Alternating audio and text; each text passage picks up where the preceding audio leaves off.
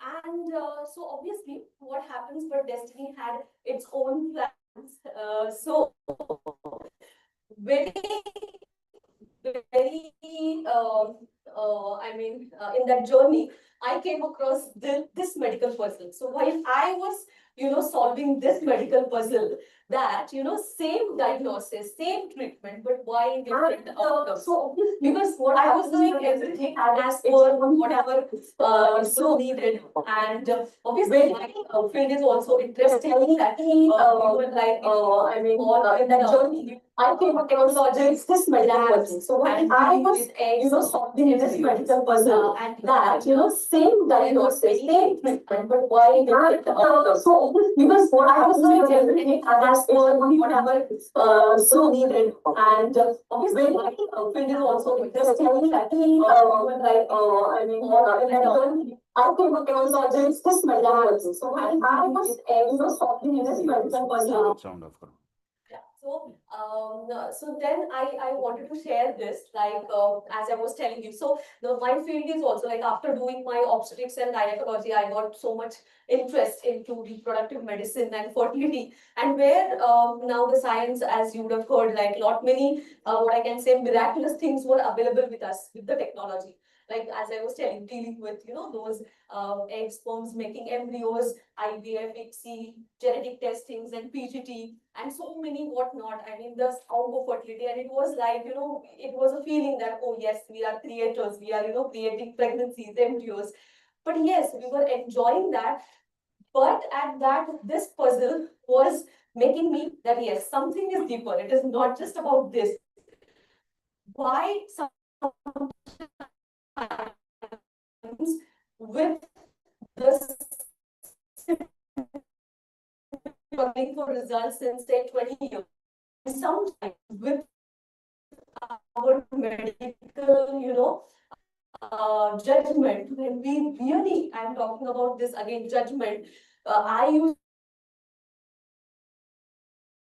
to even judge that, oh, this may not, I have seen babies in front of me and they are growing, imagine. So that made me think that yes, something is deeper than this. It is not just whatever I was in. That is needed. I don't deny that. Of course, that science, that protocol, that algorithm is needed. But what else is there? And then I realized medicine is essential. But yes, the mindset makes it powerful. And then I started exploring. Then I started, reading all about it, getting all the information. And then I realized, oh my God, we are people, we have studied brain since the first year of our MBBS graduation, neuroanatomy, neurophysiology, neurosciences. But, applying that knowledge because I learned just normal structure, and where my focus was. My focus was on the diseases. Like these are the disorders. When this is not working, these are the disorders, and these are the things where I am treating with those. I am treating the symptoms. So my focus was there. I have never focused on what is the normal neurophysiology and what actually normal neuroscience is, and how to, unleash that power of brain, subconscious mind, and how actually those hormones, they interplay, and literally they affect each and every organ of your body, and we are just treating symptoms. So we are not at all finding the root cause. Then I realized this, and obviously thanks to all my mentors who are already here. Of course, I'm going to give lots of gratitude to them in my gratitude talk. But then yes, because of them, then I got a different perspective. Then I started applying it to my patient, and then I realized what is in my field, of course, what is the fertility truth, that it is nothing but experiencing, this human, what I can say, emotions in depth, because it is not just medical. It is about, it is dealing with your fears. It is dealing with you. Also, it is dealing with your identity. And when we try to work on it, definitely it's going to be the rebirth, and it is actually going to be the actual parenthood journeys. And this was my turning point when I decided, yes, only the medical prescriptions would not help. what I have to be. I have to be a human being treating or influencing another human being and making their transformations.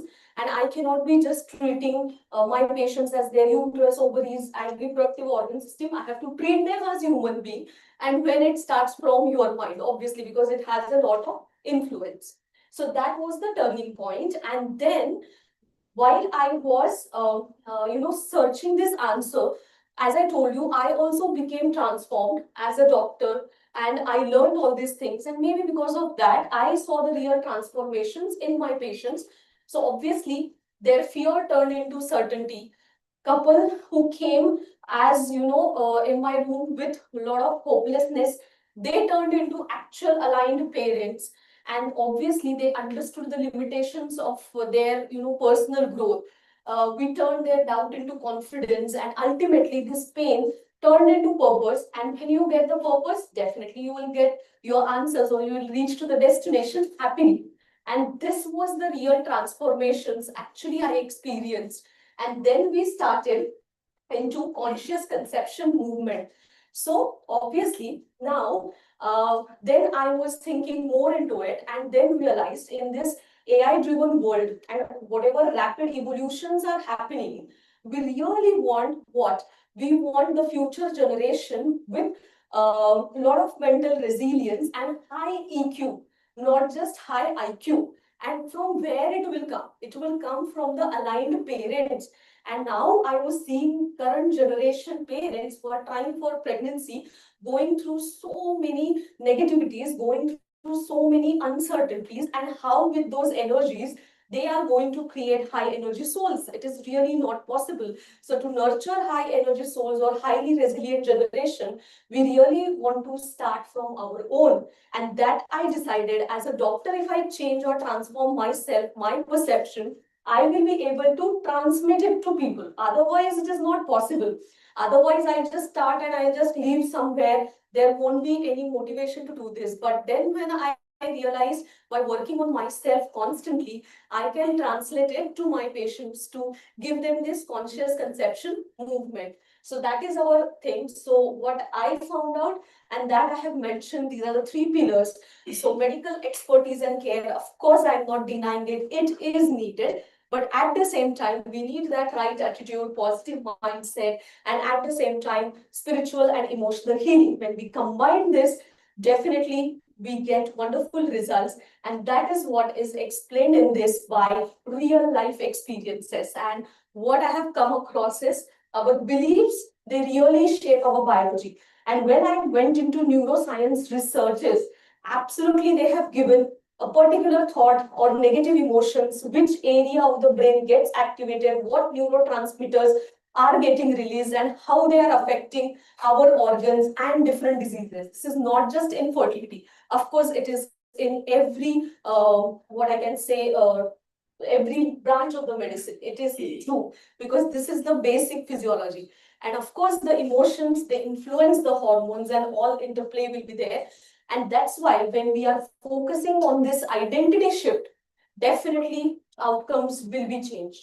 And obviously, so these are all things as I spoke about it. So and ultimately, all these purposes, by this movement, we really want to show the world that yes, when hope meets science, miracles are not accidents, but they are the powerful outcomes. And that actually I have seen, and actually I have experienced. I really wanted this to reach out to people. Yes, it requires a lot of commitment. It requires even a commitment as a doctor to incorporate maybe your spirit into it, or becoming first human being, and then live your label as a doctor. What I have realized, so I've mentioned few points also for the newer generation doctors, like how they can work on their energies, their mindset, so that they'll be able to create these real transformation. And I just believe that this all we should be, thinking on these lines and taking this movement further. It is not just this one,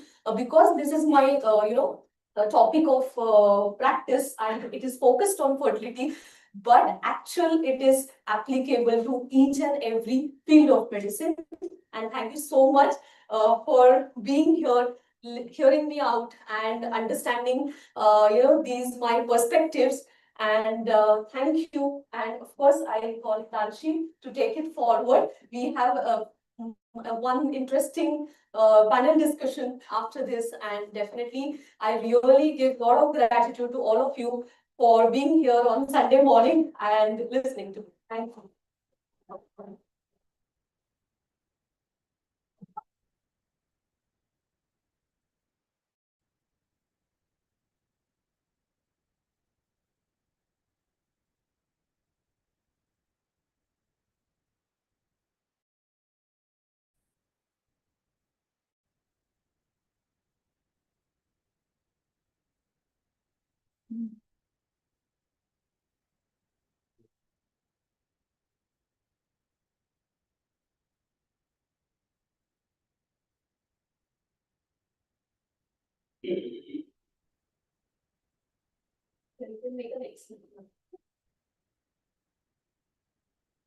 Thank you, Dr. Snehal, for your honesty, your courage, and your relentless belief that healing can be gentle and powerful at the same time. You started a ripple effect, and today we're all a part of it. Now, another question for you all.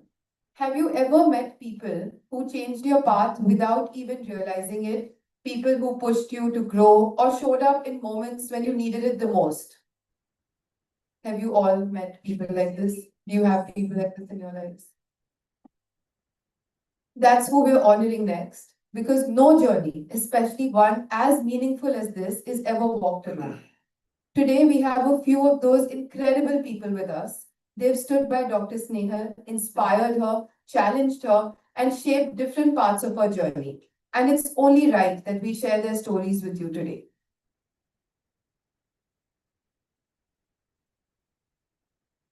If there's one person whose presence instantly reminds you what true service looks like, it's Dr. Devendra Saxena, one of India's senior most cardiac surgeons with more than 28,000 heart surgeries to his name across countries, borders, and circumstances.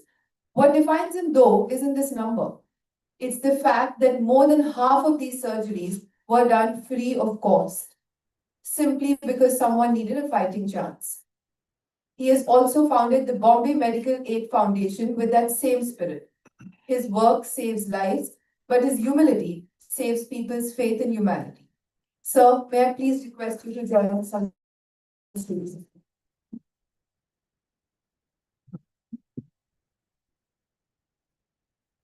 Thank you, sir. I can't see myself. It's you, sir.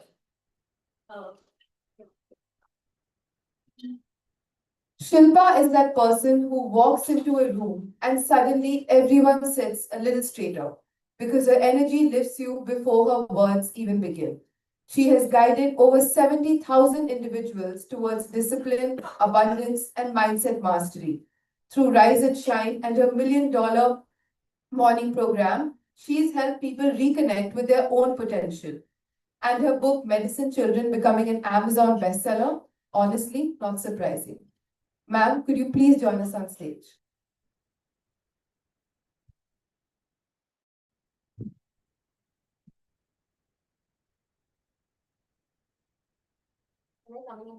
No, I'm also Dr. Anisa is a beautiful reminder that excellence and visibility can coexist. A gold medalist dentist with over 2 decades of experience, she has reshaped how doctors present themselves to the world. Through Anisa, your social dentist, she has empowered more than 7,000 doctors to make themselves visible and relevant in the digital landscape. Twice awarded Social Media Dentist of the Year, she brings innovation, purpose, and genuine warmth to everything she does. Dr. Anisa, I would love to invite you to join us on stage.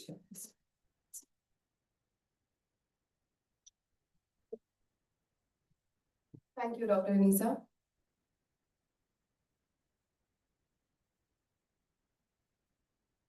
We have another esteemed guest joining us online all the way from Africa today. Thank you, Dr. Mazda. He's a combination you rarely see. the precision of a surgeon, and the storytelling of a writer. He has over 110 scientific publications, but he also has a way of writing about the brain that makes every reader pause and feel something. He's spoken across international stages, taught thousands, and brought humor and humanity into a field known for its intensity. His work saves lives. His words save people from fear. Has a way of writing about the brain. Yeah, he's there. Joining us online from Dubai. Thank you, Dr. Sweta. Dr. Sweta brings global expertise and deep compassion into one frame, with training across Canada and Cambridge, 50 plus publications, 2 books, and hundreds of workshops. She has helped thousands understand the brain's potential. Her creation, My Brain Design, has helped students and adults discover who they are and where they naturally thrive. Distance hasn't kept her away today, and that alone says a lot about her heart.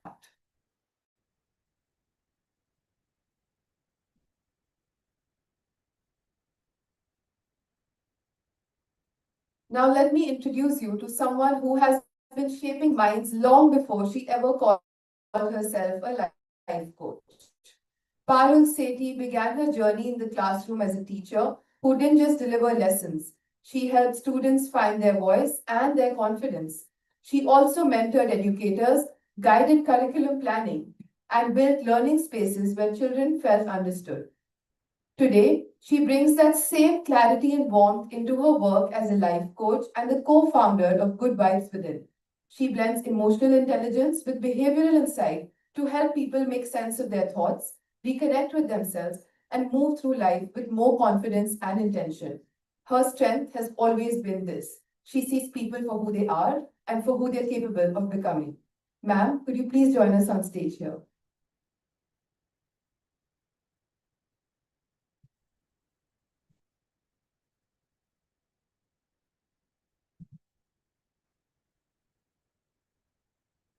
Another esteemed guest joining us online, Dina. She is the person you call when you're ready for real growth, the kind that shifts your inner world before it transforms your outer one. A TEDx speaker, author, and high-ticket business coach, she blends strategy with healing and ambition with alignment. She has helped hundreds break through their inner blocks and build businesses that feel meaningful and soul-led. Her work changes trajectories, not just incomes. I'd also like to welcome and honor a few guests who have been true pillars in Dr. Snehal's journey and in shaping this conscious conception movement. They're here with us in the audience today, beginning with Dr. Sangeeta Kumar.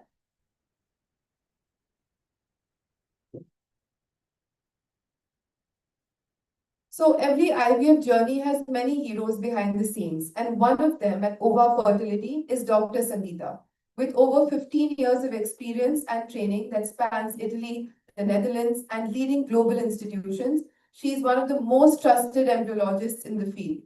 ESHRE certified, ASRM certified, and skilled in embryo biopsy and advanced fertility preservation. Her work sits at the intersection of science, sensitivity, and hope. Her contribution has transformed the lives of so many couples who now call themselves parents.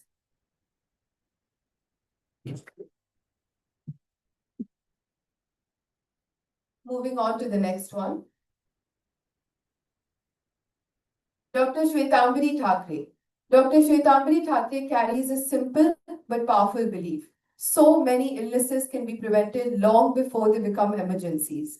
A pathologist who followed her calling into nutrition and lifestyle medicine. She helps people understand how their everyday choices influence their long-term health. Her approach is grounded in science, but delivered with compassion, showing individuals that chronic conditions like diabetes, hypertension, and heart diseases can be managed and often prevented with nutrition, movement, and mindful living. Her philosophy, prevention is better than cure, isn't a slogan, it's the way she changes life. Thank you, Dr. Shwetambari, for being here.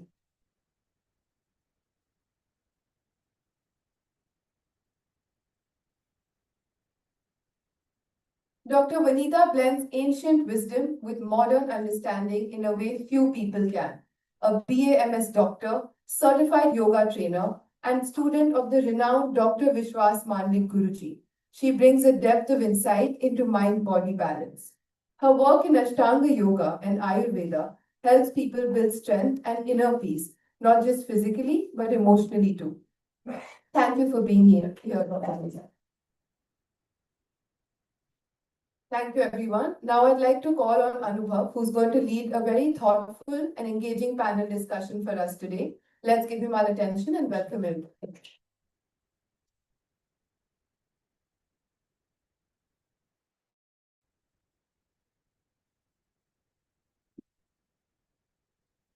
Thank you very much, ma'am, and a very good afternoon, all of you. So here we have we have sir and ma'am, all people here, very educated and highly intellectual people in the field of medicine. So I would like to give a huge round of applause for sir and all of you. So being a student of medicine myself and a person who is very much interested in preventive healthcare and someone who believes in the fact, before I started my education in medicine, I was a very keen believer of the fact that there's something more than medicine which helps people differently, more than physiology. And again, I would like to congratulate Dr. Snehal ma'am for talking about the same. So thank you very much, ma'am, for giving us this opportunity of thinking about this. And here we would also like to, we would like to start with a small panel, and we'll discuss a couple of things. We would like to discuss a couple of things in the panel related to the book and about the thought of mindset and how mindset and neuro-linguistic programming can create a difference in the patient with the same amount and the same dosage of medicine. How the hormones, how thinking can create a difference in the patient. So I would like to start with the same. Thank you very much. Can you please see the question? Yeah.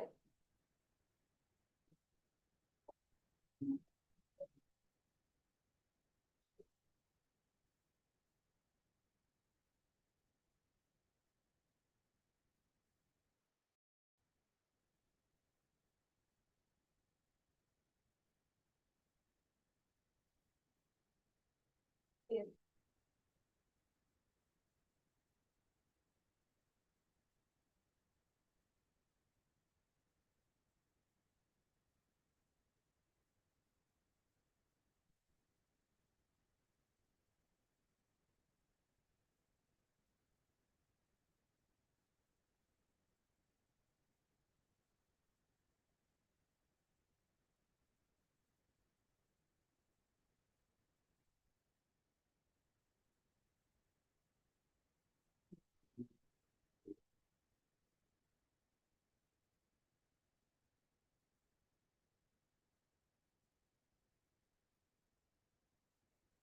Yes, please.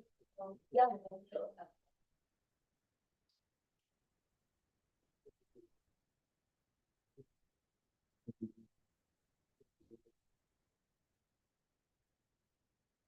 Yes, yes, please do that. So,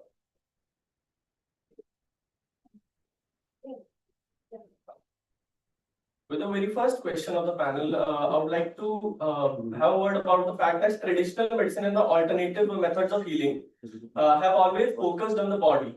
So, what are your views as a practitioner of the modern medical sciences? What are your views on the fact that NLP mindset and all the thoughts about the mindset and NLP should be integrated, and how can it be integrated in the mainstream medical practice? Because that's something very new for me as a student and all of us to see. Yeah, so I would like sir to have his words on this. Good morning, Namaskar. I find myself lost here.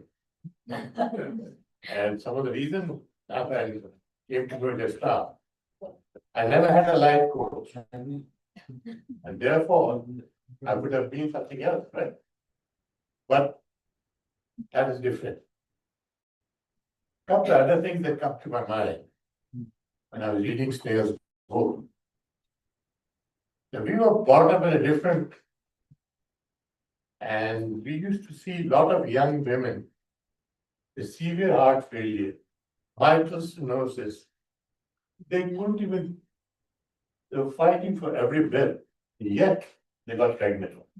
And the pregnancy was such that the nature didn't care about the parent, it was more concerned about the fetus. The fetus going at the cost of the mother. So nature is always worried about propagation of the species. It doesn't give a damn what happens to you after you're born, whether you eat, or you study, or you get life coach, or you become whatever you are. But nature's only interest, as I thought, I give me wrong, is propagation of the species at any cost. What happens to the species is your problem. But the nature is only interested in one thing, that we need to propagate every species that is there on Earth and never existed and is going to come future. So that is one way that we've looked at medicine. Now, I'm a heart surgeon, so we're a little more realistic. And by good fortune, I've operated all over the world. For the first 10 years in the US, India, several centers I created in India, and several countries in Africa. And one thing which has been impressive to me is the differentiations that we see in caste, creed, race is all superficial. Doesn't count for anything. They all behave the same. They all have the same concepts of healing, and they heal the same way. So we create these artificial divisions for no reason at all. And I'm proud that Snehal has done that, because my student, Mangesh, would have never done that. He's the heart. And that is something you have to understand. It's now very serious now. The difference between sons and daughters. People don't, in India, people value sons. And I had 4 brothers, I had no sisters. So now what happens is, when I got into heart surgery, I would operate on a patient. And whose one daughter was in New Zealand, one was in Canada, one was in Australia. And they called me at all stupid times. The doctor, you have operated my father, is having pain. God damn it, what do you want me to call at 2 o'clock in the morning? That's not going to happen. Now, what's the importance of it? The daughter in Canada will call at a different time, New Zealand different time, and that's all. The son would never see me. The son would come at the time of discharge.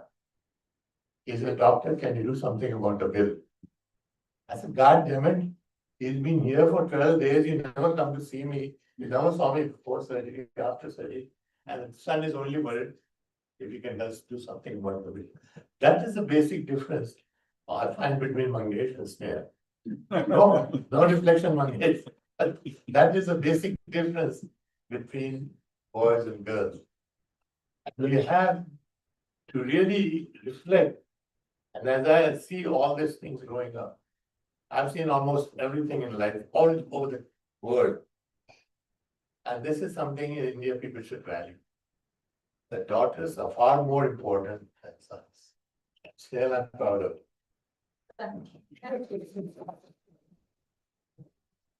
I think we'll ask our online guests also. Dr. Sweta is also here because she's blending. This topic is about how we blend. I have learned a lot from her, like how the neuro sciences can be blend nicely with spirituality. So I think I'll request Dr. Shweta your view on this, like how this integration would help our future healthcare. Because she is blending. This topic is about how we blend. I have learned a lot from her. Good morning, all of you. Can you hear me well? Am I audible? I'll request Dr. Shweta your view on this, like how this integration would help our future healthcare. I'm getting an echo back. So yeah, perfect. Am I audible? Am I clear? Thank you so much, all the panel members. First of all, greetings from Dubai. I live in Dubai and practice in UAE for last many years, but very fortunate, like sir said, to have visited across the countries in various places across the globe. Uh, Sorry, there is an echo which comes back.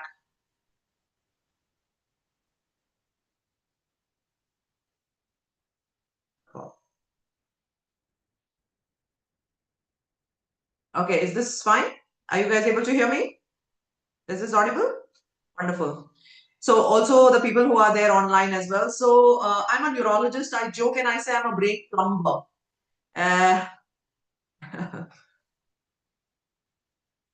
Whoa. I think there's some.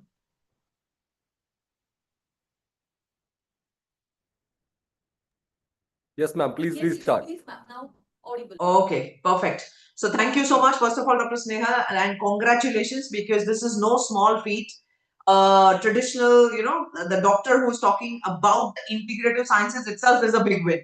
And I think times are changing, things are moving. There is a lot of understanding and awareness which is happening, but there has to be some crusaders. And I'm so happy that this is one of a movement which has started from you. So my hearty congratulations on that.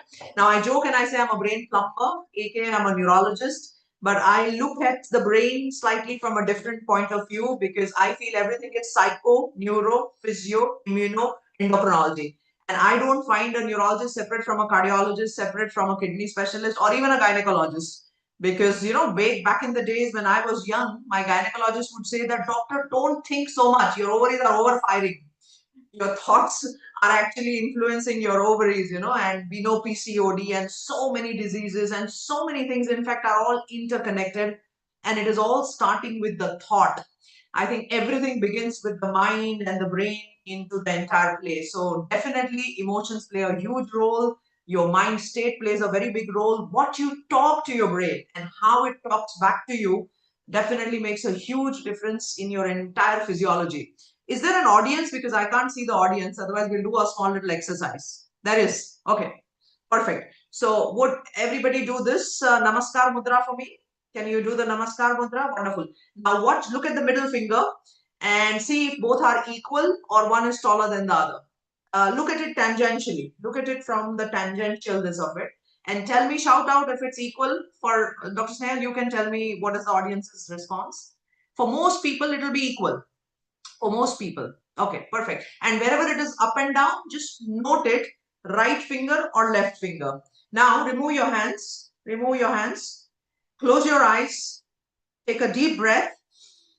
Close your eyes, take a deep breath, and pick up the finger of your choice. Right or left, does not matter, whichever it is. Right or left, and make it taller in your mind. Give a command to your mind that it's getting taller. It's getting taller. Your finger of choice, does not matter. It's getting taller. It's getting taller. One more time. I think Beena is also doing it very seriously. Very good. One more time. One more time. And open your eyes and do it again. And I want to see how many people have been able to change it. Just raise your hand also from the panelists if it was changed. Wonderful, wonderful, wonderful. It definitely. How many people in the audience? Yes, perfect. A lot of people? Okay, perfect. Now, this is not a hypnosis experiment. It was actually a neurophysiological experiment, and where calipers were actually taken to measure the distance. And just by the mere thought of 20 to 30 seconds is actually changing the way in which the physiology operates. So that's exactly the same message for our body, for our entire physiology, that there is no diabetes, there is no diabetes. There is diabetes, there is diabetes. So thank you so much, first of all, and congratulations for this wonderful book. I was able to read it in one single breath. And this is what has to be given across to our entire medical fraternity. Every word was soul touching. So, and I'm not saying brain touching, because soul touching is extremely important. So congratulations again.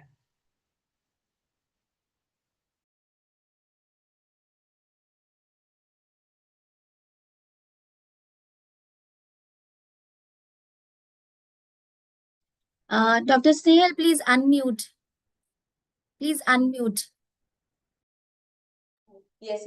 So thank you so much, ma'am, for giving such a wonderful experience to our audience and for being here despite of your tight schedule and travel, because I know you just landed and you joined for this. Thank you, lots of gratitude, and thank you for being my mentor because I've learned a lot from you. Thank you so much. And of course, I'll ask Dr. Mazda as well because he's also traveling. And thank you, Dr. Mazda, for joining us. And I would like to ask your views on this.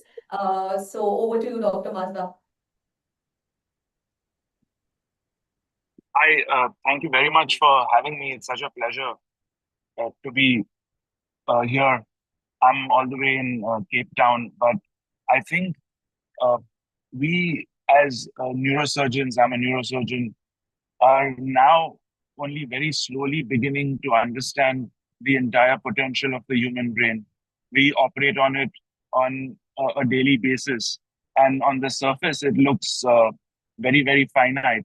But as we realize its potential now is absolutely infinite, we are now being able to be backed by science to tell us simple things like how meditation affects the quality of the brain. Once upon a time, and our yogis and our gurus have been saying this for century and millennia, but there was no scientific way to prove it.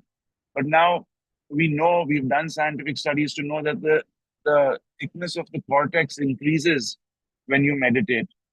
Uh, there are certain areas of the brain that were dormant primarily in the deep subconscious that now you can show with metabolic scans that light up when certain parts of the brain are activated. So, um, and we've now known that people have cured their own cancers using the power of the subconscious mind. And it is now thanks to people like Snehal and everybody else who's working in this field are providing light to the common man and allowing for it to be beautifully integrated with science. Nobody is encouraging or nobody is saying to drop the science because science is constant, science is reproducible, science is what is giving us the basis to move forward. None of these cancers that we treat today would be possible to treat without the progress that science has made. But at the same time, even the power of the subconscious mind, even the power of thought is all actually very scientific. We are able to, in today's day and age, prove that it works. We, of course, have miles to go before we sleep and miles to go before we can actually put this out as a scientific recommendation. But I think we are more and more invested in a alternative approach to healing and amalgate it with the scientific approach to healing. And that, I think, is the only way forward.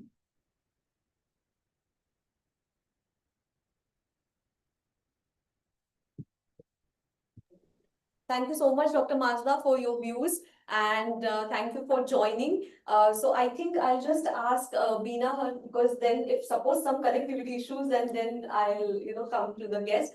So thank you, Beena, for joining us. And Beena is again a life coach, and of course she's also in this conscious conception movement. She has helped me that yes, it is also a way of monetizing, because we everything that is not whatever even we are treating and other things, so we'll be able to reach out to more and more masses, and that is also one of the way and how we can very well use this, and keeping the noble purpose, how we can take this noble profession ahead. So I'll just ask Beena, over to you for your views on this, and then I'll ask our guests. Thank you for joining us. Thank you so much, Dr. Snehal. And first of all, big congratulations for your vision launching, bringing this whole movement out in the world. Because yes, it was a thought, but now it's a reality. And I'll give you a slight perspective on how I look at it now, because of course we are all a congregation of people who have amalgamated science and spirituality in some way, and all of us sitting here, we believe that yes, there is so much to be done. And yet I feel that there are a lot of, after working with a lot of people, I realized that a lot of people are not able to bring it out in a big way. Like whatever is your thought, the purest intention, the best of what you want to do for the world, and you want to explain them. However, if it is not backed by clear communication and packaging in the world, somewhere that vision dies. Yes, it remains a thought and it remains a beautiful intention. But what about serving it to the masses? How about making it a business idea also and scaling it in such a way that this becomes a real movement, a practical movement where people are ready to invest in such programs. And this is commonly what I've seen in a lot of doctors also, which are there in my community, that Bina, how do we charge? How do we package it as a program? And these are some of the common challenges that even Snehal, you remember when you had come. You were having the best intention, everything was great, but how do I package it? How do I bring it to the world? How do I sell it to the masses so that I can back up my dream and this dream can become a global movement? And this is where I think our role lies a little bit, where we put the whole thing together. You did your workshops, and of course we started selling it in a big way to people. I know it is just the beginning, but from my perspective, if you see, I would say that the whole thing starts when we all as healers and coaches combine the whole thing, package it, and clearly communicate it to the world in such a way that we are able to sell and scale this, so that the impact can be made manifold and we can bring our voice on a global platform. So thank you so much, Dr. Snehal, and thank you so much everyone for listening me out. It really means a lot. Over to you, Dr. Snehal. Thank you. And we will thank you so much for your views, and we will take it to now our guests. So I will now ask Shilpa, because she is the one from whom I learned a lot about life coaching, NLP, mindset, and then I got an idea like, yes, when I told you in my journey that how when I became transformed as who I am and my higher version, then only I could do it, or I could give those energies to people with whom I was working, to my patients. And I think she made that real change. So I would like to ask her about this integration. Thank you so much, Snehal, and huge congratulations for the movement that you have started. So proud of you. Today I'll be like a proud mother. Like, she started her journey from me, and now look at her where she's reaching and the movement she's creating. It feels so amazing to me.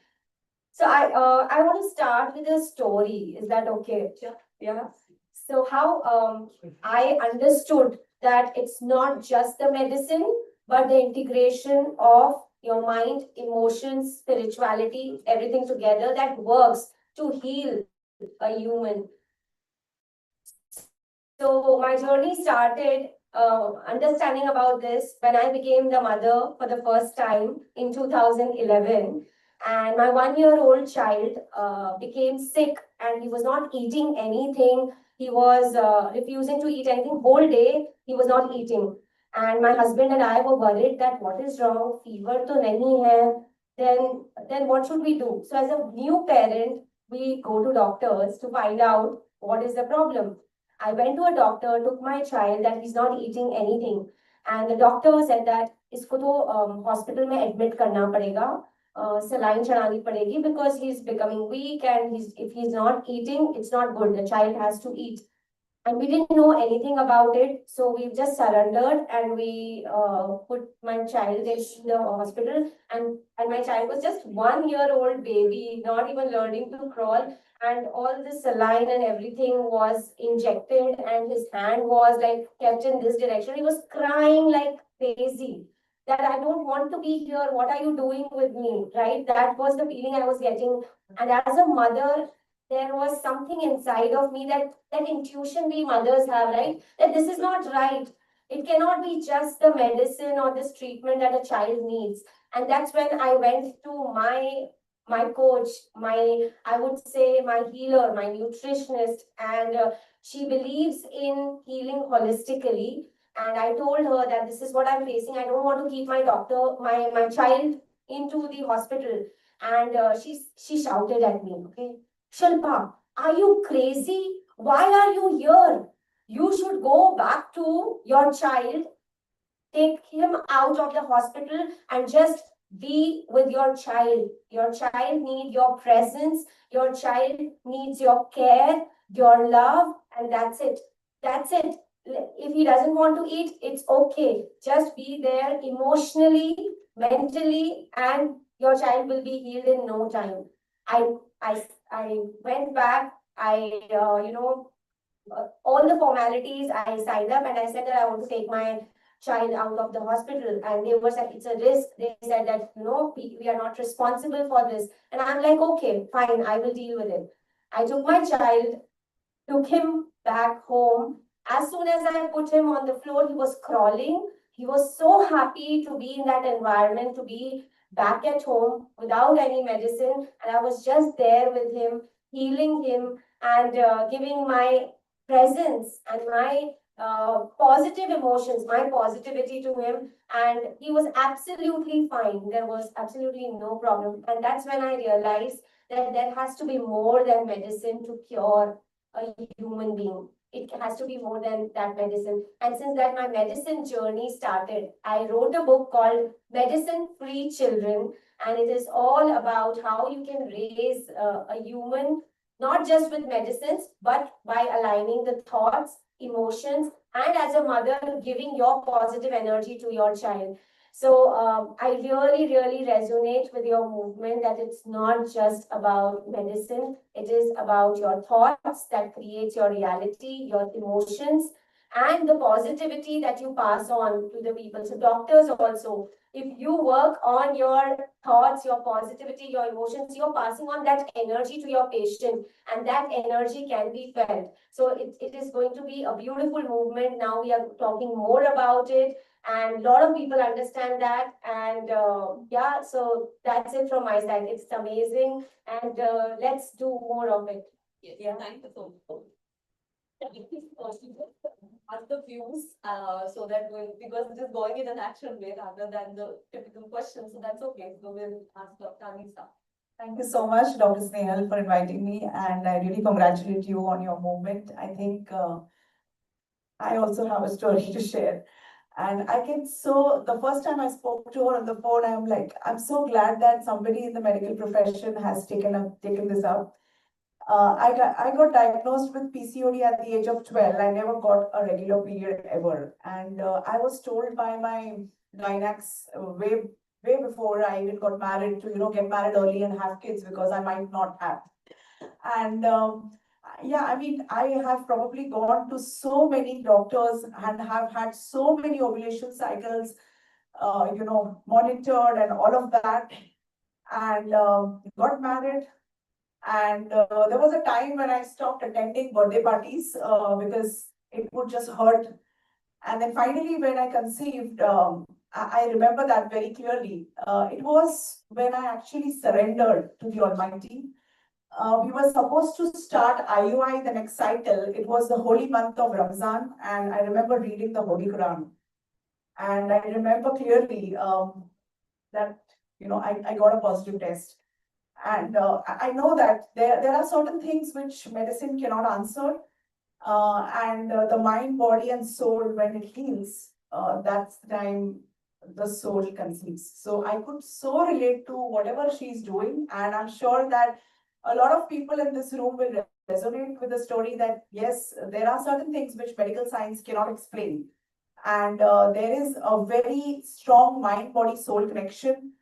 And there is, as we all know, people who have read on this topic, that 90% is your subconscious. There's only 10% of your conscious. And the moment we understand this, I think our inner world starts creating the outer world. So I'm so glad that somebody who's highly qualified has taken up this.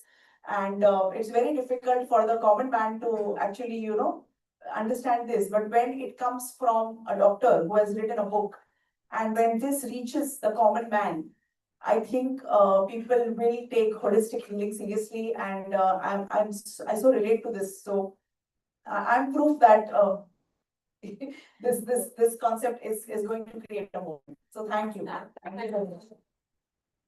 Of course, over to you, Parvi, for this, because you are really holding my hand for this movement, and she is a life coach, and she is co-founder of Good Vibes within the community which we have for this. And she's actually taking part in this counseling sessions of these, patients that we are doing. And she's also very much part of this journey. So I would like Parvi to give your Thank you, thanks. Snehal. And first of all, I feel really honored to be a part of this panel with such senior people. And this is a very emotional moment for me, because I remember 2 years ago when we just started, it just started with one small conversation. And now it is taking shape like this. It's beyond words. I'm really getting emotional. So I might even, my tears will drop. Please excuse for that. But yes, as we are talking about this very important thing, I completely believe, because I have practiced this. So I can just share my personal experience. Like around 2 years ago, I am a thyroid patient, and my thyroid shot up to some weird levels. So that was the point which alarmed me, that I have to do something, and medicine is something I'm not very fond of. So I worked on myself, and I feel proud, and I feel happy to also say that I have controlled my thyroid with the help of all these things which we are talking about. So it's not only medicine, it is the way you talk to yourself. Basically, when we all hear nowadays, stress is viral, already floating in the air. And when stress can cause so many psychosomatic diseases, so when we start practicing these things, I'm sure we all will experience that the positive also exists when negative is there. So in the same manner, I strongly believe that if we start talking to ourselves in positive way, like the experiment, the exercise with which Dr. Shweta just now asked us to do, I have done it 100 times before this, and the same result I see. The more you talk to your body, you are healing yourself. Believe in it, and you will see magic happening. I have practiced it myself. I vouch what I actually like, and I only stress on the things which I practice on my own first. For me, every time I learn a new thing, first I practice on myself, and then I forward it to the people I'm connecting. So the same way, I strongly believe that though medicine is important, if it is required, but before that, if you can heal yourself without these medicines, and just by talking to yourself positively and connecting with your mind, body, and soul, listen to your body, it tells you every minute something. So that will be a magical moment for you as well. And beyond that, I'm so happy right now. I'm so glad that I'm a part of this movement, and I see this going big way. And as we have started the journey also, we have people connecting with us for the same. It feels so good that and we are seeing results. And believe me, it works. It works. If you believe us, it is a magic. Thank you so much. I'm taking up this, but because everyone wanted to express. Absolutely, ma'am. Yes, yes. That's So, right. yeah. Abhi, we have started this conversation and getting the opinions of all the experts like neurosurgeons, neurologists, and life coaches. That's wonderful, and that's how I think things begin. As a student of medicine, I see it at a very initial level, and when I see practitioners like you, life coaches, and people who are also understanding the fact that it's just more than medicine. We are not against the fact that medicine is good, but we are talking about the neurophysiology, where mindset bring changes, and mindset is something that should be well integrated in modern medical practice. So having said that, we would also like to move forward with the second question. But I think, do we have time actually? I think we can let, yeah, I need to read. Yes. Change. Change the slide, please.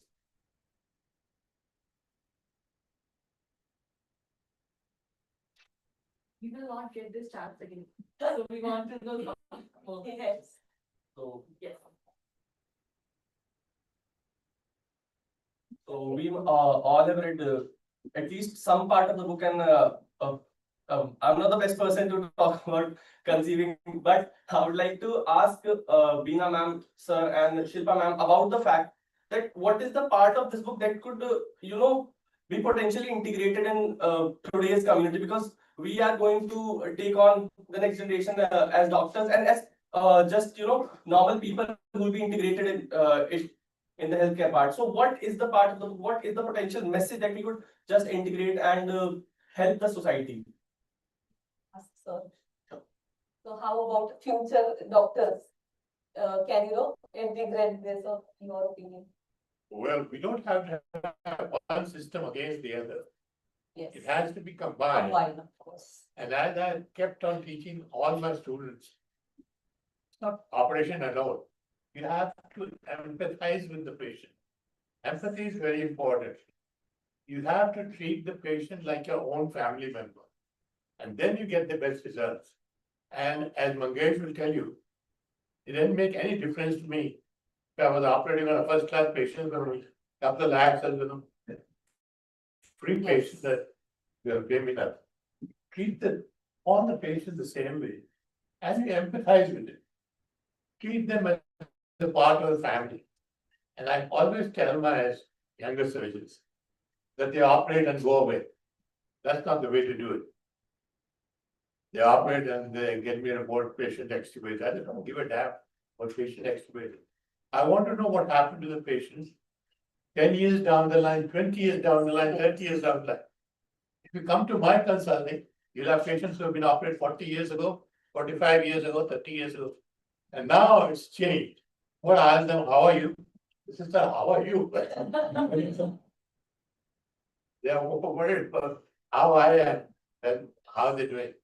But quite a few of them tell me they're coming and seeing you, half the disease is gone. You forget all the problems. This is what it is. You have to empathize with the patient. And medicine is not a perfect science. Nothing is perfect. And it has to integrate all the factors, whether you call whatever you call it. You've always known there's a placebo effect. Yes. And with the placebo, I can treat half the disease. Yes. So it's all scientifically proven placebo effect.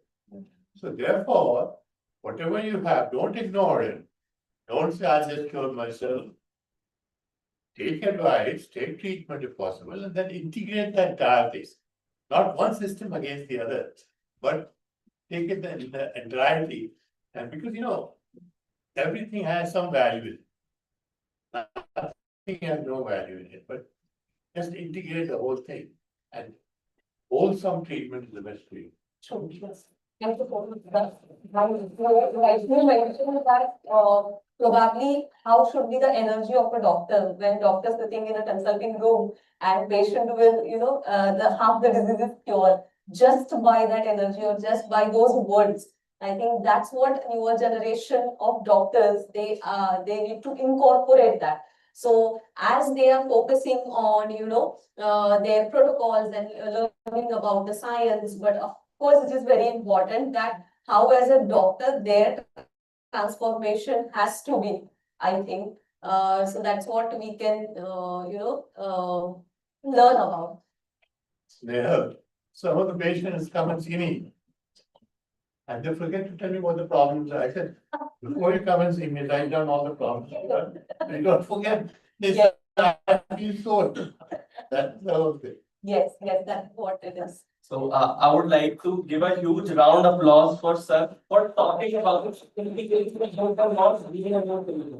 that's the biggest part, and I really appreciate the whole modern medical science fraternity for the fact of accepting that it's not a perfect science. So thank you very much, sir. आपने इतना देखा, you have seen life so much कि इतना तो मैं अभी इतनी as में है, आप ये चीज बता रहे हैं, it's not a perfect science.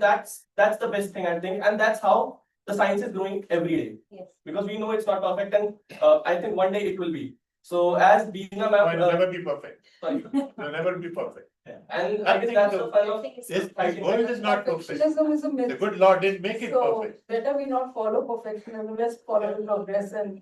We'll never- And one point I will See, mention, this is the other thing I tell my students. People ask me, are you still practicing?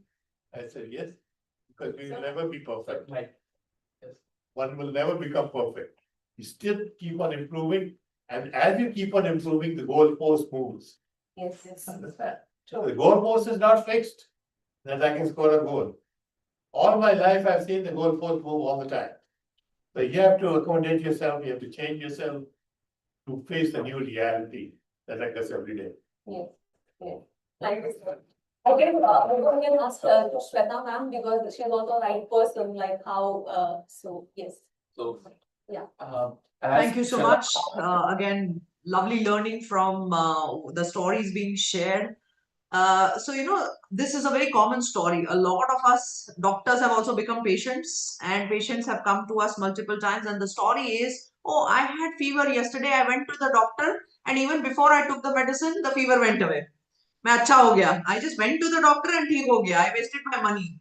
How many times do we listen to this story? And I think that is where the human frequency itself, the presence of a doctor and the human frequency itself heals. So I think the world has to know and understand that the presence or the privilege that we as doctors have to carry, so I called myself as a DHL. I said, look, I'm a DHL. I'm a DHL, divine help limitless courier.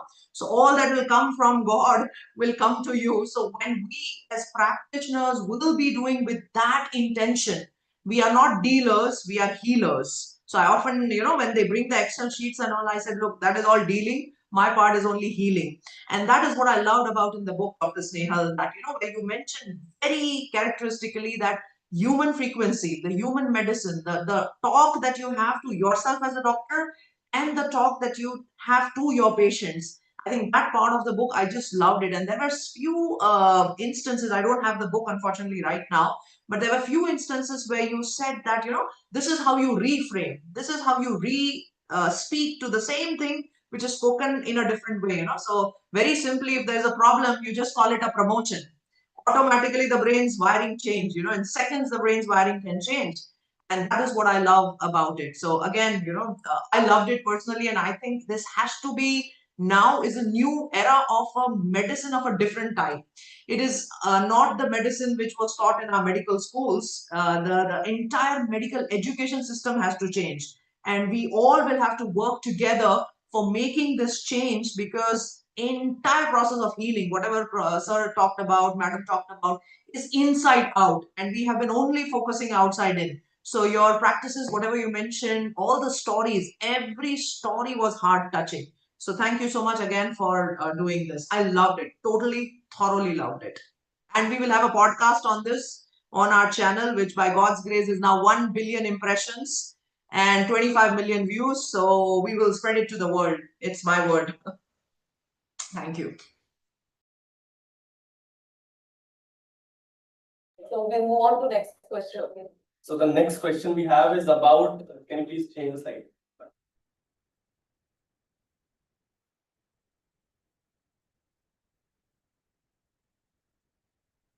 The next question we have is about AI and rapidly evolving healthcare. So 40 years down the line, if we see the healthcare is going to be different than 40 years back, it used to be in 1980s. AI is taking up things. AI is not exactly changing us, but improving us, improving the analysis of the data, improving the patient case studies, and especially improving the implementation and execution of the treatment that we are talking about. Yes.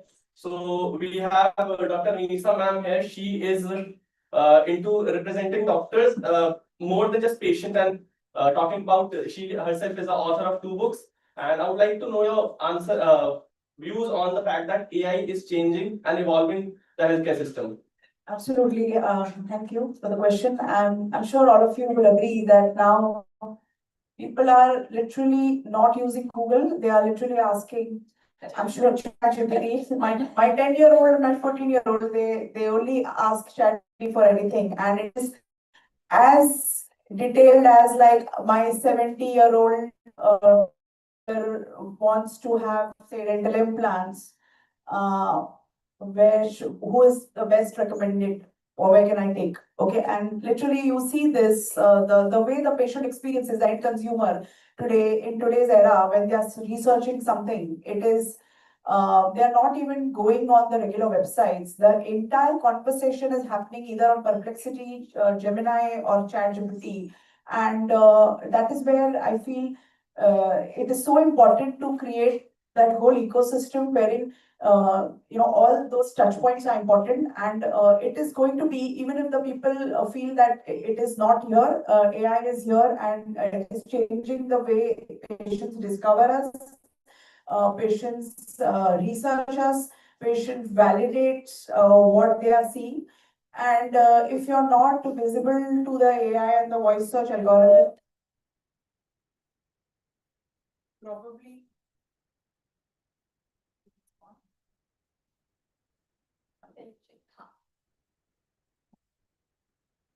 Yes.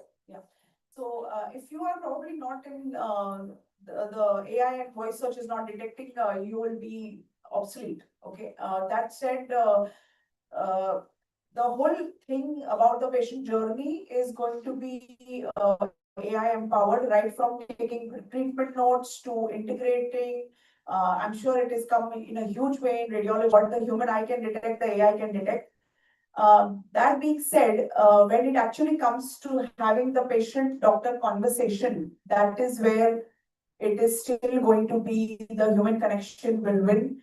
And I feel if you are using AI to empower your clinical practice and your patient experience journey, and to let AI take that part of the patient journey which you probably would have done manually over these years, and let AI take care of that, and you focus on the patient doctor relationship, I think that will take healthcare to next level, because now all the things which were done manually, patient can get the data at the click of a button. But when the patient is devastated after one IVF cycle, that connection, that AI cannot help the patient at that time. And at that time, you as a healthcare provider is the patient's rock.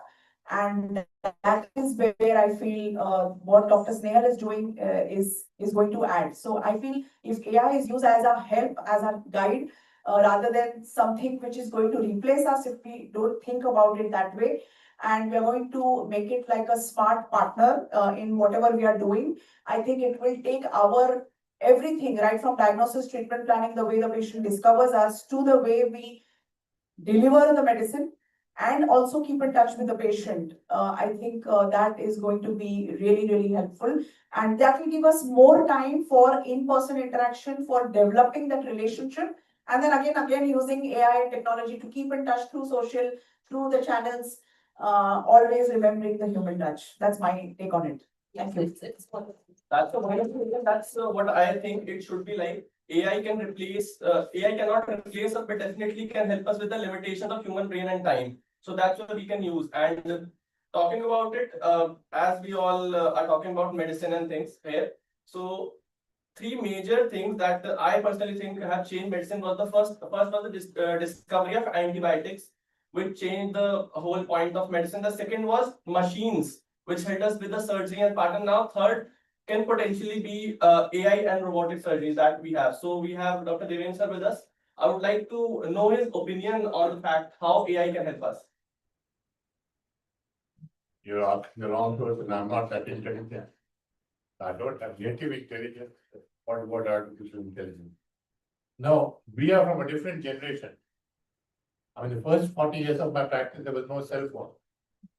So we come from that and we got into the present situation. Nothing is going to change. AI is going to help us get more data. But what happens is you have to use the data. There was a very good article on how not to be a casualty on the internet eye, right and not right. So therefore, having too much data is also dangerous. And this is where you have to arrive which one is right for this particular patient and what the Only a couple of weeks ago, I chaired a session on robotic surgery at the Geo Center. And robotic surgery, one of my friends who's developed it in the US was here. It's going to come in a big way. And AI will play a big role in robotic surgery.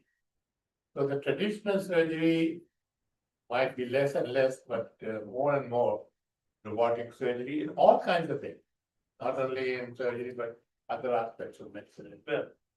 So we have to look forward to a revolution in this kind of things. The only thing is the cost involved, because we are a very cost-conscious country. And that was the first thing I noticed here when I came back from the US. Cost of heart surgery is prohibitive. Most patients could not have it. Then what we did, we brought down the cost. And could provide surgery to a larger variety of, a larger segment of population from all over the country. So something similar will happen in robotic as well. And there's already a friend of mine who's working on robots in Gurgaon. Get robot for the Indian market. That will be much cheaper than what we have in the Western market. Yes. Thank you so much for your views. So here I would just ask about that yes, we are talking about how it is evolving. But as also sir mentioned that this is happening and we have seen both the eras, like, before and after. But yes, as we rightly know that we are going towards AI and obviously using it that is needed, it will keep us free to, give that more empathy to our patients because we are not, draining ourselves in that work which AI can take up. But now here only that one thing, the purpose of doing these kind of things and taking it forward is we should not get lost in this world of AI as a human being. But yes, we should be developing on our mindset, our own transformation. And because in that era, where the source started practice that time, it was already that empathy and mindset which was ingrained. And now, as we see in this generation, we actually have to learn it. So I would just ask Shilpa that how this role of mindset even for the professionals to take it forward and they will help to create this human touch in the world of AI, in the world of robotics and whatever all these new technologies are coming in. Thank you. I would love to answer this. So, lot of doctors come to me for mindset training. So, in last, I have trained around 70,000 to 1 lakh people on their mindset, on their emotions, on their spirituality, waking up early, working on your mind, and really achieving all your goals that you set your mind to.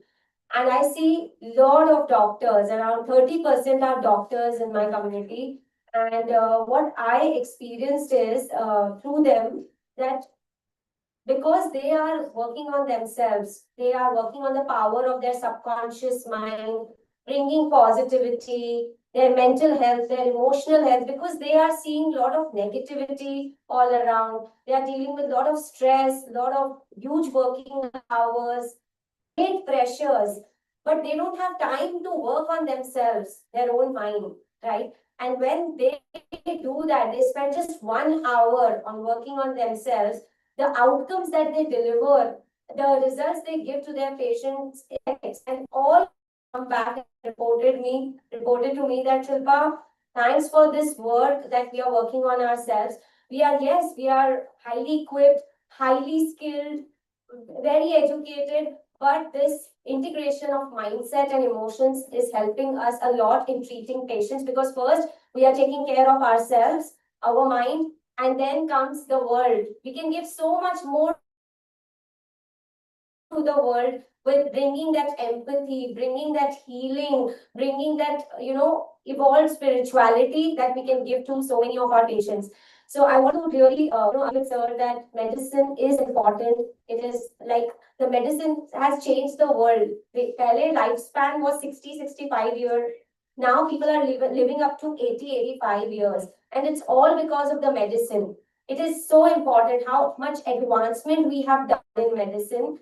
It's just that little bit integration of mindset and emotions and NLP techniques that if we can learn and the doctors can learn, can really bring a huge revolution. And yes, AI is amazing. The AI is giving results faster, precise, lot precision is there, robotic surgeries are happening. So a lot of time will be saved now. Doctors will have time, and that time they can use to bring that empathy, that connection, that presence with the patients that they are dealing with, and that will create holistic healing for patients. And each and every story that you wrote in the book, I went through. The whole crux is, Dr. Snehal, you are bringing like so much of presence and connection with your patients, and that's why you are giving such amazing results. I think that's I'm really pleasure to listen to this and talking about what we can definitely implement something more of an empathy. What I got this from you, and that's really important. Talking about this, we also have a next question, and I cannot close this panel without getting this question. It's really important, close to my heart. So it's like what doctors must change in themselves to be able to practice this in the daily basis and practice it in the clinics. Because when I came across Dr. Snehal ma'am's profile, I was really confused, and I asked my sister, "Ki is she a practitioner or is she an NLP coach?" And I met Dr. Mangeshwar in Bombay, sorry, in Delhi, and we had a word about the fact that she is a practitioner who's using this in clinics, and that's something we don't see in hospitals. And now mental health, along with NLP and thing, is becoming a part of our daily life and is really, really, really important. So I'd like to have your opinion on how can we, as doctors, integrate it in the practice to help our patients, because that's really important. Yes, so now I think we understood that how it is important. We took all the views, and of course, the time is just passing, and this topic is we can just talk on and on. But I think we'll have to move on towards it. That's that.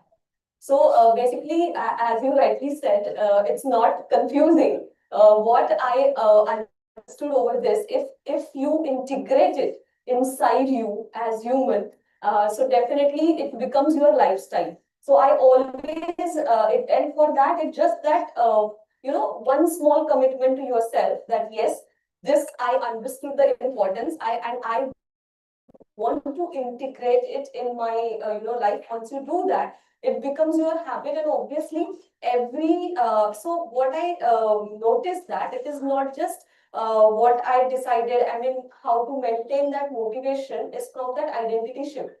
That yes, I am that person who is before doctor, I am one human being.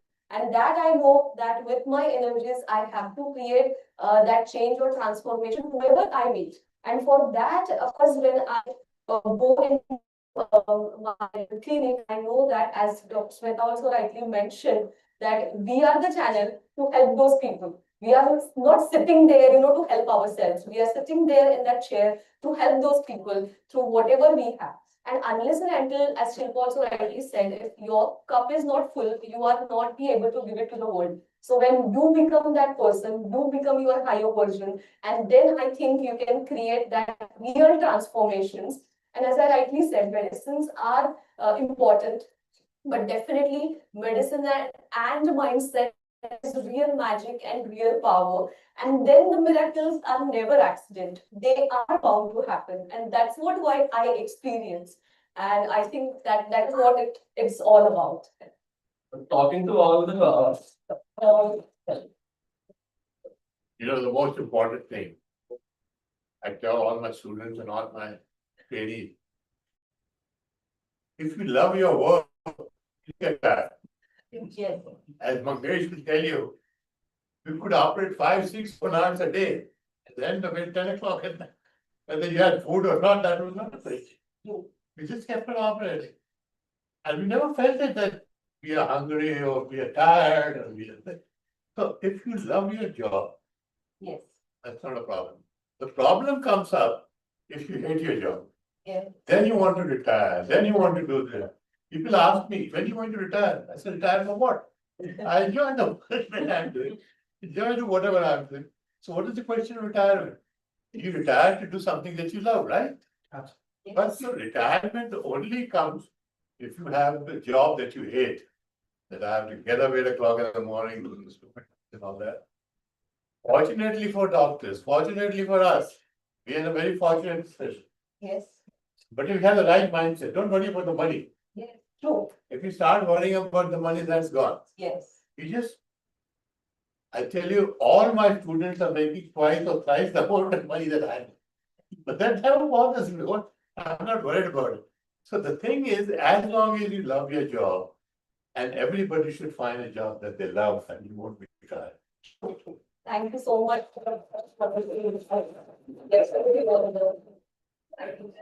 Looking at this panel, listening to all our intellectual and highly educated guests here, what I can, as a rookie, what I can understand is people sitting here is the difference between AI and human intelligence.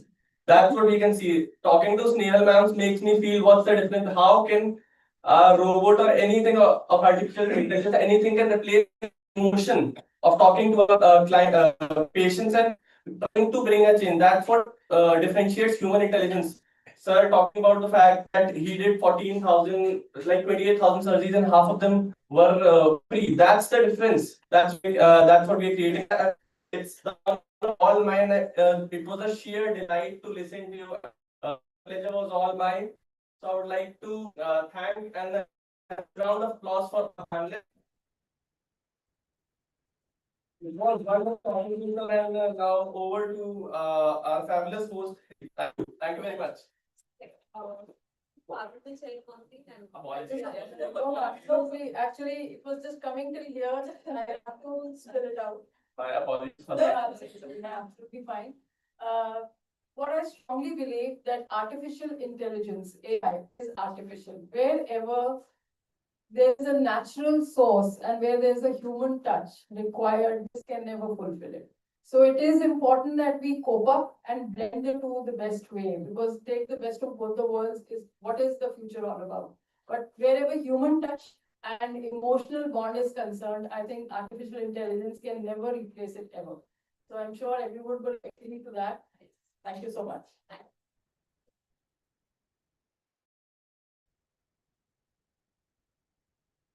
So we've had a wonderful panel discussion with everyone here. Thank you to all our esteemed guests for sharing their views with us, for enlightening us. We are really honored and grateful that we can learn from all of you guys present here.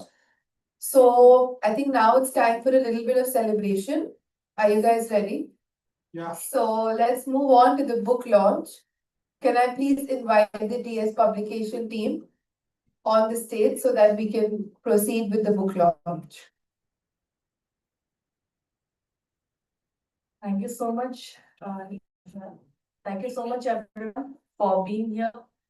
Listening to all the people who are sitting in the panel has been an immense pleasure. I've been to a lot of book launch events as a publisher, but this is something. This is a place where I've learned something that I haven't learned before. I read your book, Snehal ma'am. It was a different experience. I could feel that even if I'm not married, I could feel the mother inside me. I could feel a human inside me. I could feel a connection with my mother. I used to think why she's so much worried if when I was traveling to Mumbai, she was calling me after every 1 or 2 hours, and I could not understand why she's doing this.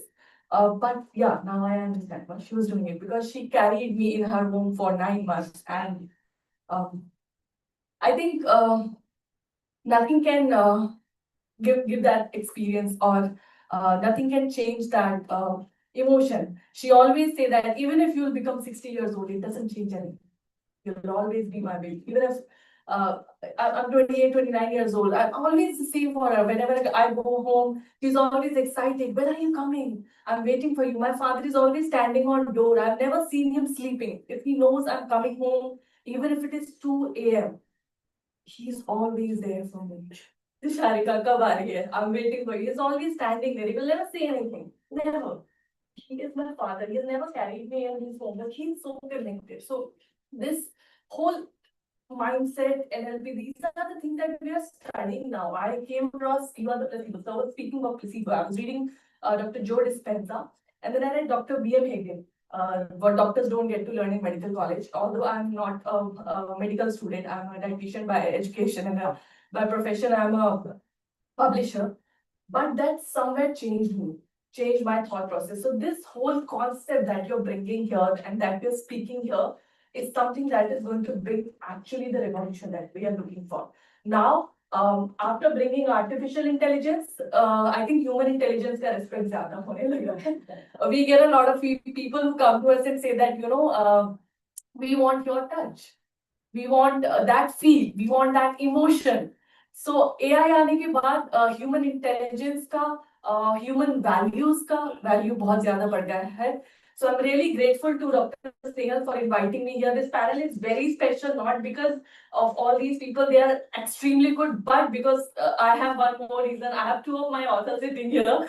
Dr. Snehal, she is the author of our book, which we are launching today, and Dr. Anisa. उनसे मैं पहले मिली थी. She is the one who made me meet Dr. Snehal. So I'm really grateful to you, Dr. Anisa, and congratulations on your second book. And हम third book भी एक साथ launch करने वाले हैं. So really grateful to all of you. Devin sir, आप जैसे लोगों से जिंदगी में बहुत बहुत शुक्रिया. I hope everyone understands Hindi also. Yes. Hindi is something that I come from Hindi belt. मैं मराठी समझती हूँ. I've been in Bombay for 1 year. And it treated me very well.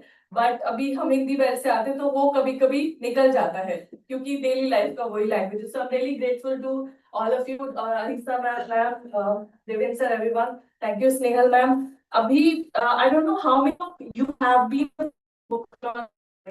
ज्यादा तो 60% जिंदगी किताबों के साथ गुजरती है.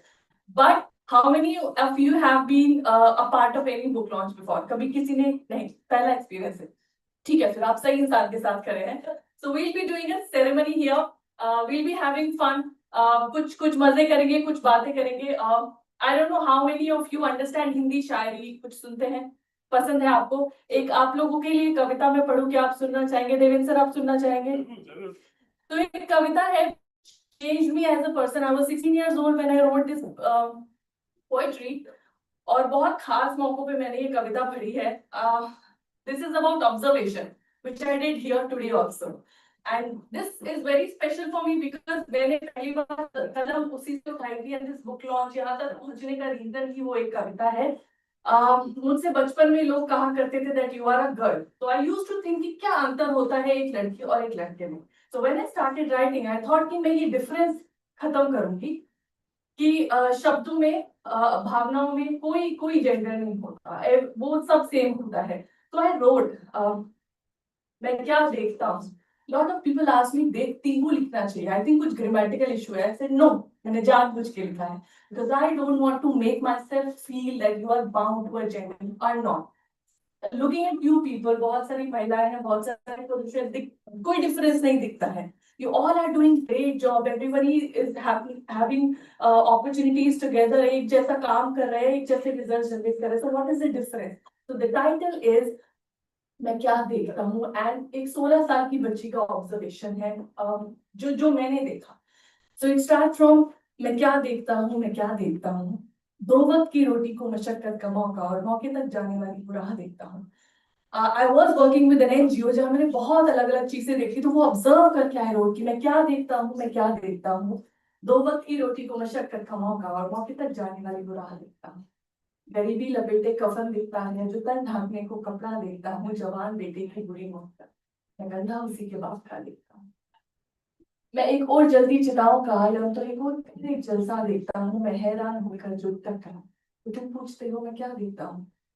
मैं मंदिर की चमचम दीवारों के नीचे वो बहती नदी की दशा देखता हूँ कि हर शाम पूजा, हमारे यहाँ गंगा की पूजा होती है, कि हर शाम गंगा की पूजा सुबह उसमें कचरा बहुत तैरता देखता हूँ. मैं फिर देखता हूँ पत्थर की पूजा, उसी घर में भूखी बूढ़ी माँ देखता हूँ. अकेले में जब वो सुबकती है तो पास में उसकी मैं आसरा देखता हूँ. ठहर के जो मैं इसको फिर सोचता हूँ. तो तुम पूछते हो मैं क्या देखता हूँ. मैं घर से निकलती डरती सुबकती हाँ अपनी बहू बेटियां देखता हूँ. आज भी बहुत सारी ऐसी जगह है जहाँ पर महिलाओं को बाहर निकलना अलाउड नहीं है.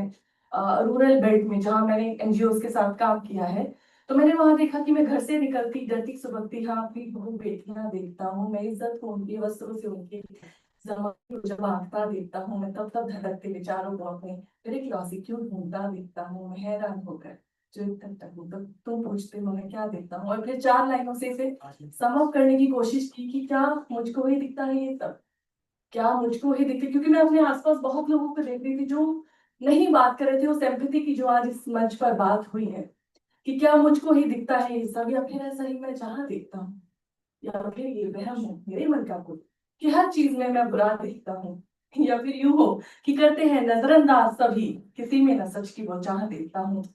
गौर से सुनिएगा, दोबारा सुनाती हूँ, गौर से सुनिएगा, कि क्या मुझको ही दिखता है ये सब, या फिर ऐसा ही मैं जहाँ देखता हूँ, या फिर ये वहम हो मेरे मन का कोई कि हर चीज में मैं बुरा देखता हूँ, या यूं हो कि करते हैं नजरअंदाज सभी, किसी में न सच की वो चाह देखता हूँ। हाँ, सब कर रहे हैं नाटक पूछने का, ये सब जानते हैं मैं क्या।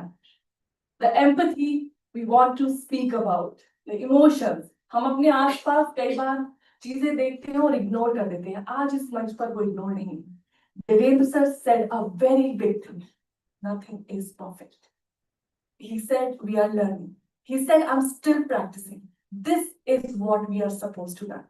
This is why we are here. So I would like to congratulate everyone here. आपने डॉक्टर्स की फैटर्निटी में ज्यादातर दवाइयों की बात होती है, कोई नया मेडिसिन लॉन्च हुआ, कोई नई टेक्नोलॉजी, एम्पैथी की बात है, एक मेरे हिसाब से ऐतिहासिक मोमेंट है। So thank you so much for bringing me here. Thank you so much sir for making me a part of here. Thank you, sir. It's a truly immense pleasure of speaking in front of all of you. So thank you so much for this poetry and this chance of speaking this in front of you, because ये कविता मेरे लिए बहुत खास है और ये मंच बहुत खास है। Thank you so much. आपने पोएट्री कही, मेरे को गालिब का शेर याद आया। बिल्कुल सर। दिले नादान तुझको, आखिर इस दर्द की दवा क्या है? And I gave a talk in Delhi. I started with this, that we don't know what caused दिले नादान तुझको क्या है, आखिर इस दर्द की दवा क्या है। और दूसरा एक गजल है, इलाज दर्द दिल का कर नहीं सकते मसीहा, तुम हो नहीं सकता, तुम नहीं सच्चे, तुम बच्चे हो नहीं सकते। Ghalib wrote this for you only, sir. So let's begin with the book launch ceremony, जिसका हम अब इंतजार थे। We have our team, Truth and Social की टीम है, हम सब फैमिली मेंबर्स हैं, स्नेहल मैम है, सारे पैनलिस्ट हैं। I would like to invite Dr. Mangesh, sir, please come on stage.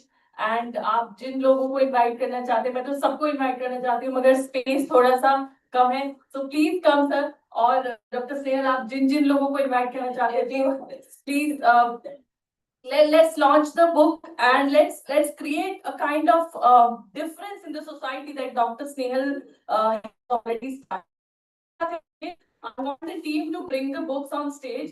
What we'll do is that we have already बहुत अच्छे से पैकिंग करके हम किताबें तैयारी से लेकर आए हैं, so जितने भी गेस्ट स्टेज पे they'll be holding the books in their hand and these are the packed books. I want the video to be played before we launch the book. एक वीडियो हमने छोटा सा बनाया है, I want कि वो हम एक बार देखें तो शायद जो मैसेज डॉक्टर स्नेहल अपनी बुक के साथ देना चाहते हैं वो थोड़ा सा बेहतर तरीके से समझ आएगा। Please play the video. There are moments in life when yes, just so हाँ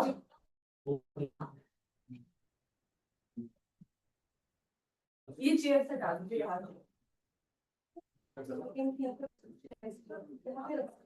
Devendra sir please chair.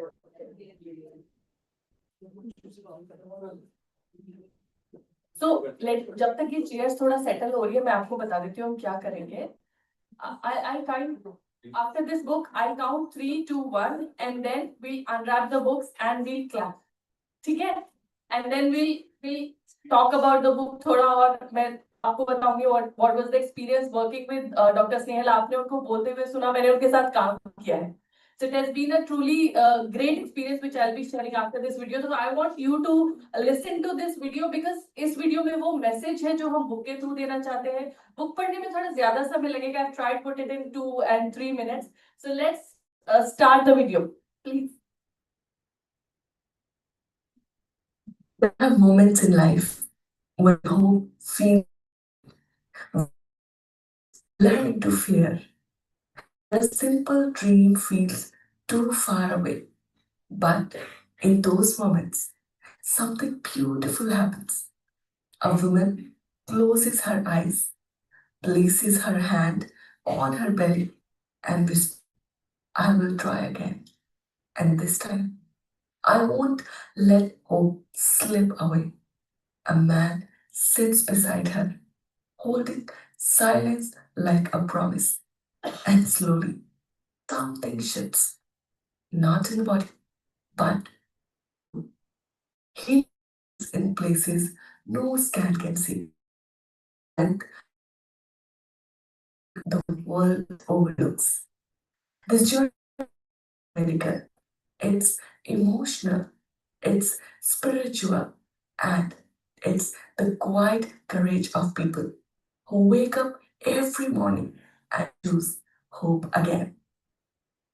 And somewhere between surrender and science, between intention and intuition, between a trembling hand and a steady heart, will find their way. Because before life begins in the womb, it begins in the human spirit. Dr. Snehal Kohali has given the same experience, the same message through her beautiful book, Hope Meets and Soul Conceives. Helping hand to a lot of people who were struggling to be parents, who were struggling to find their own hope, who were struggling to trust and believe in themselves. This journey of parenthood is not just a journey, it's a new life. Dr. Snehal Kohali is trying to be a ray of hope in those dark clouds. We, the team of Truth and Social Publication, are not just happy, but proud also to be a part of such a wonderful book that is not just helping people, but also bringing a revolution for humanity. This book is going to make a difference in society, a difference among people, a difference in thought process of those who think nothing can happen. You know what? Hope is something that we have to have in ourselves. Hope is something that is always there. We just have to find a way. And this time, when hope meets science and soul conceives, is your way. So give a loud round of applause for Dr. Snehal Gohali for stepping forward, for me, and all of us, and telling us that yes, you can create a difference. That yes, you can find your own journey. That yes, your destination is going to be on Amazon.com, .in, and Kindle. Grab your copies now. There are You all are going to get your own copy. आपको Amazon से order नहीं करना पड़ेगा. Dr. Snehal ने पूरी तैयारी की है. She want everyone to have a copy. So we are having separate copies for all of you, special copies. Thank you so much for such a beautiful gesture. आप सभी लोग गौर से देखकर सुन रहे थे इस वीडियो को. जनरली आजकल लोग कहते हैं रिटेंशन नहीं है, 30 सेकंड का रील बनाओ, 15 सेकंड का बनाओ. अभी बोलने लगे मेरा डिजिटल मार्केटिंग का बंदा बोला 6 सेकंड का बनाओ. 6 सेकंड में कैसे बात कर. But you guys are showing so much patience. So thank you so much for this and congratulations. So let's start with the ceremony. सबसे पहले हम लोग बुक लॉन्च करेंगे. I would like to invite Dr. Snehal, Devendra sir, and rest of the guests. Please come on stage. Team, please, books. Sorry. Yes, family also. Please come on stage. And the little angels. आप बैठ नहीं सकते वहाँ. Please come on stage. Alisa, ma'am, please come. Ma'am, please. Sushmit. Priyanka, please come on stage. एक copy सबको दे दीजिए.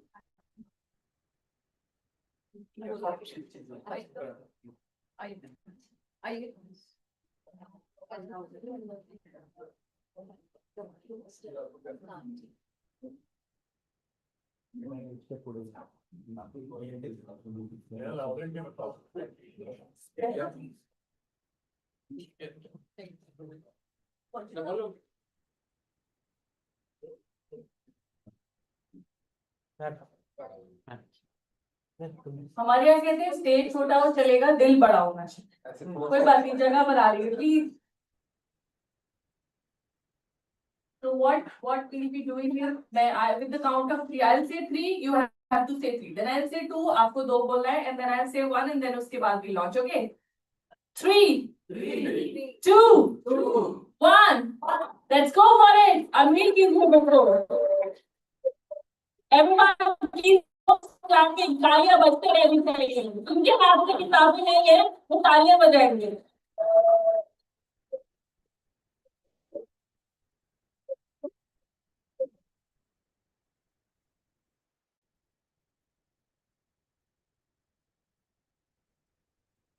Very nice. Let's have a picture together. Wait.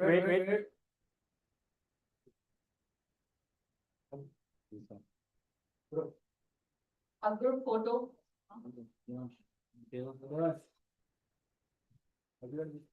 Look at her. Let me also come in second. Yes, please.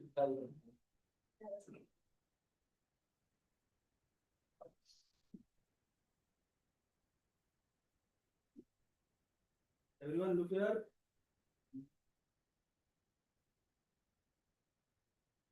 Wait, one more.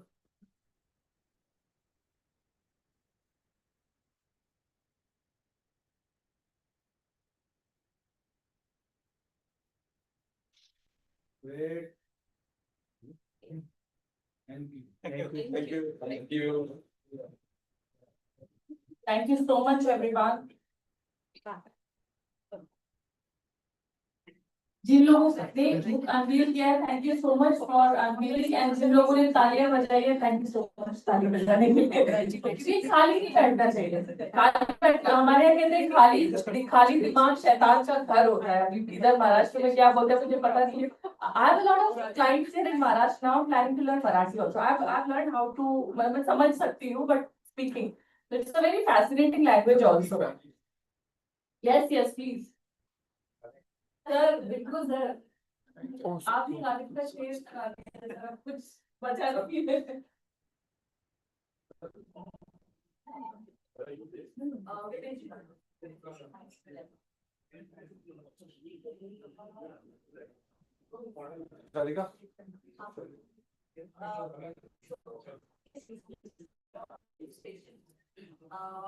So just last 5 minutes and we'll be ending the program.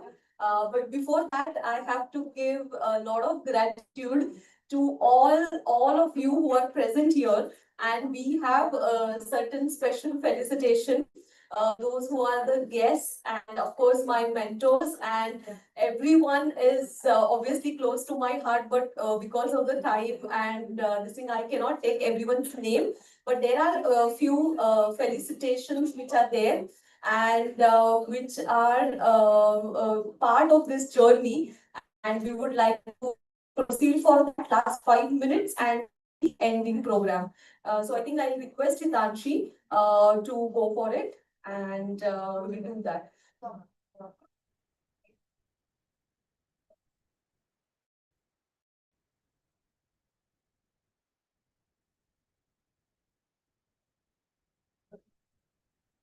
Starting with Dr. Devendra Saxena.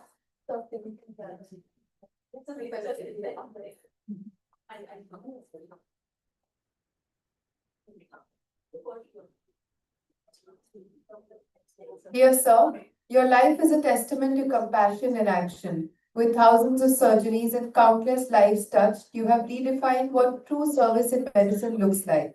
It is our honor to felicitate a legend whose humanity is even greater than his skill. Look here, sir. Sir.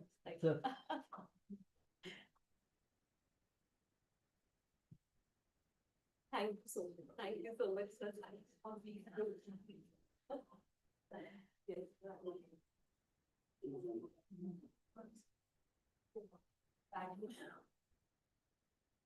Thank you, sir. Next, we have Dr. Anisa Patel Sheikh. Dr. Anisa, you're a visionary who turned dentistry into a powerful personal branding movement. Your brilliance, marketing mastery, and passion for empowering doctors makes you a true force of inspiration. We are so happy to felicitate you today.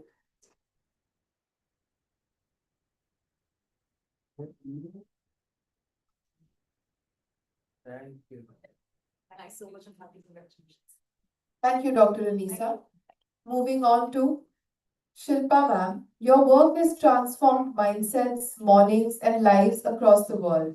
Your energy, clarity, and abundance focused coaching inspire people to rise into their best selves. We are honored to celebrate you today. One more. Thank you. Next, we have Parul Sethi. Parul ma'am, your warmth, intuition, and ability to bring inner harmony have touched countless lives to good vibes within. Your presence lights up every space you walk into. We are so grateful to have you here today.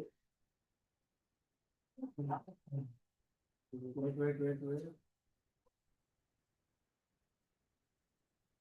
Wait, one more. Thank you. Next, we have Dr. Sangeeta Kumar. Dr. Sangeeta, your expertise, precision, and dedication in embryology have been the silent backbone of so many miracles. Your contribution to every parenthood journey at OVA is priceless. It is our deepest honor to felicitate you today.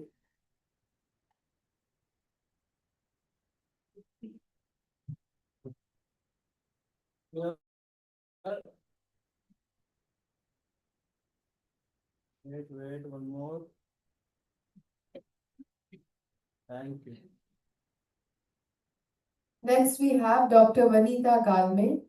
Vanita ma'am, your groundness, empathy, and gentle strength have supported so many minds and hearts. You embody true holistic wellness in everything you do. It is a joy to have you here today. Wait, ma'am.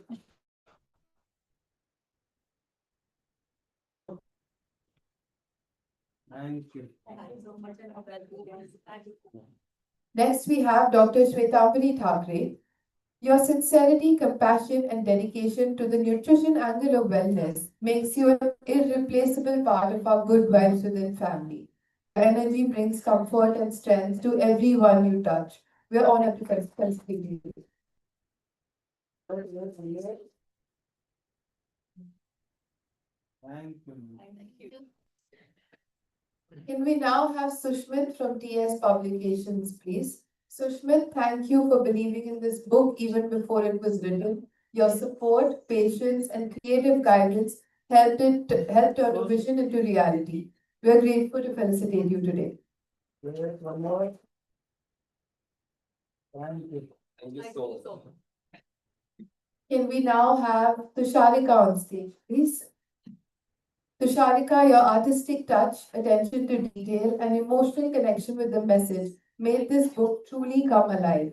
Your contribution is deeply valued, and we are honored to celebrate you today.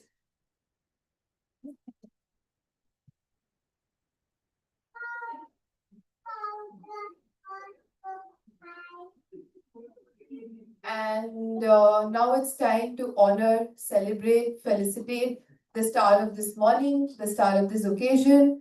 Can we please have you on stage, Snehal ma'am? Yes. And to honor her, can we please have Parul ma'am on stage as well? Dr. Snehal is not just a gynecologist or a fertility expert. She is a guide who holds hands, heals hearts, and gives hope when it feels possible. Through OVA Fertility and Good Vibes Within, she has touched thousands of lives which compassion, studies, and research.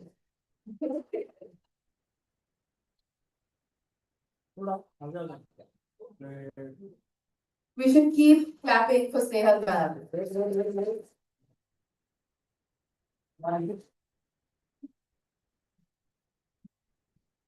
Thank you, Snehal ma'am. Thank you, everyone. So with that, we've come to the end of this beautiful morning. Thank you, each one of you, for being here, for listening, for supporting, for sharing this moment with us. Before we wrap up, I'd love to take a minute to introduce Good Vibes Within, please. The wellness initiative started by Dr. Snehal and Parul ma'am, along with Dr. Shvetambari and Dr. Vanita, contributing through nutrition, yoga, and movement. It's only 1.5 years old, right? But the impact is already deep. The community is now 500 plus people strong. So if you know someone who's looking for holistic healing, or just someone who feels stuck and doesn't know what to do, someone who needs a roadmap for their goals, someone who needs someone to hold their hand and walk with them, please guide them to Good Vibes Within. It holds you mentally, physically, and emotionally, and sometimes that's exactly what we need.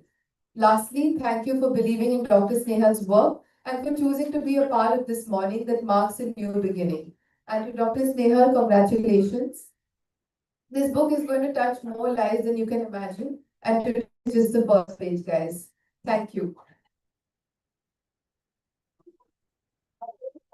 Thanks to Dipanshu because she's the part since the beginning and she's managing our social media. She is giving us visibility and all her, ideas, scripts and all that efforts. And it is a very much part of Good Vibes since the beginning and for me as well. Thank you so much. So I just want to announce that we have lunch, which is the outside. All of you will be pleased. I will request everyone to lunch and I want to give a token of gratitude as my book and one nice gift that you will definitely like it from my side. I'll be giving it to every one of you. So thank you so much for being here on Sunday morning and spending your valuable time with me and with all these concepts. Thank you. Thank you so much.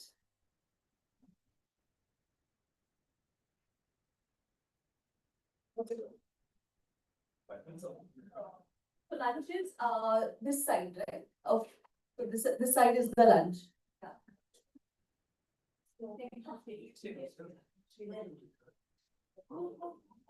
Whoever wants to stay here for pictures can please stay here. Whoever wants to proceed for lunch, it's right here, ready for all of you. Feel free to go there whenever you like.